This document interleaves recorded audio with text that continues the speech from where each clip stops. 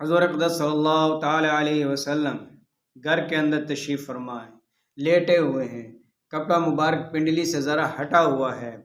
سیدنا صدیق اکبر رضی اللہ تعالیٰ عنہ گھر میں تشریف لاتے ہیں، اجازت طلب کرتے ہیں اندر آنے کی۔ آقا علیہ السلام اجازت مرحم فرما دیتے ہیں۔ سیدنا صدیق اکبر رضی اللہ تعالیٰ عنہ آ کر بیٹھ جاتے ہیں، بات چیت شروع ہو جاتی ہے۔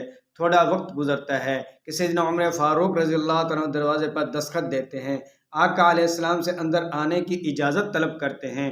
آقا علیہ السلام اندر آنے کی اجازت مرحم فرما دیتے ہیں۔ سیدنا عمر فاروق رضی اللہ تعالیٰ عنہ کمرے میں داخل ہوتے ہیں، سلام کرتے ہیں اور بیٹھ جاتے ہیں۔ بات چیت شروع ہو جاتی ہے۔ تھوڑا وقت گزرتا ہے کہ سیدنا عثمان غنی رضی اللہ تعالیٰ عنہ تشریف لاتے ہیں اور اندر آنے کی اجازت طلب کرتے ہیں۔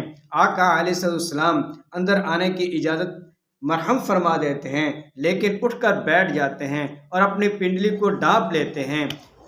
اب یہ دونوں حضرات بیٹھے ہوئے ہیں، ان کے آنے پر نہ اٹھے، اور جب سیدنا عثمان غنی رضی اللہ تعالیٰ تشریف لائے، آپ اٹھ کر بیٹھ بھی گئے اور آپ نے اپنی پنڈلی پر سے جو کپڑا ہٹا ہوا تھا اس کپڑے کو بھی درست کیا۔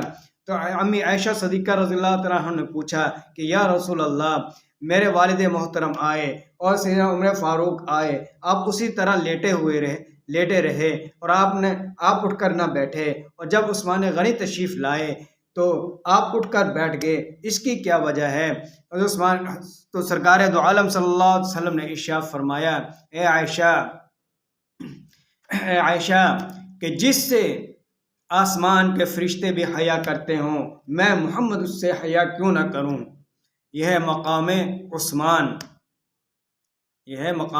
عثمان کہ جس سے آسمان کے فرشتے بھی حیا کریں اور میں محمد اس سے حیا نہ کروں۔